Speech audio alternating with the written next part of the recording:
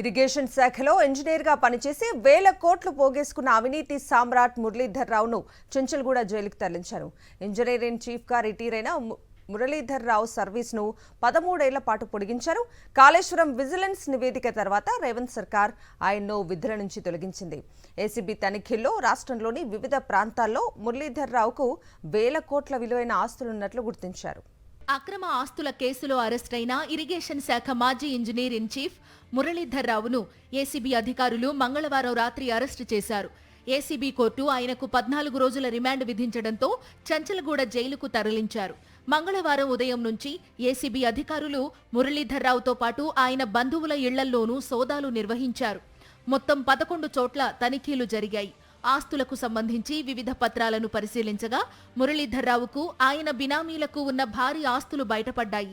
హైదరాబాద్ నగర శివారులో 11 ఎకరాల భూమి, 4 ఇళ్ల స్థలాలు, మోకిలాలో 6,500 గజాల ఖరీదైన స్థలం గుర్తించారు.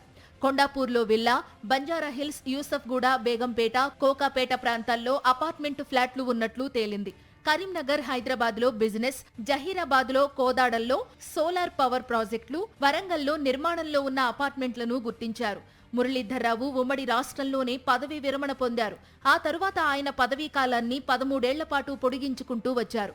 కాంగ్రెస్ ప్రభుత్వం వచ్చిన తరువాత కూడా కొన్నాళ్లు పదవిలో ఉన్నారు. మేడిగడ్డపై విజిలెన్స్ నివేదిక తర్వాత మురళీధర్ రావును కాంగ్రెస్ ప్రభుత్వం తొలగించింది. ఇరిగేషన్ డిపార్ట్మెంట్లో అనేక దశాబ్దాల పాటు తిష్టవేసిన ఈ అవినీతి తిమింగలం వేల కోట్లను అక్రమంగా ఆర్జించింది. ఇన్నాళ్లకు ఏసీబీ వలకు చిక్కింది.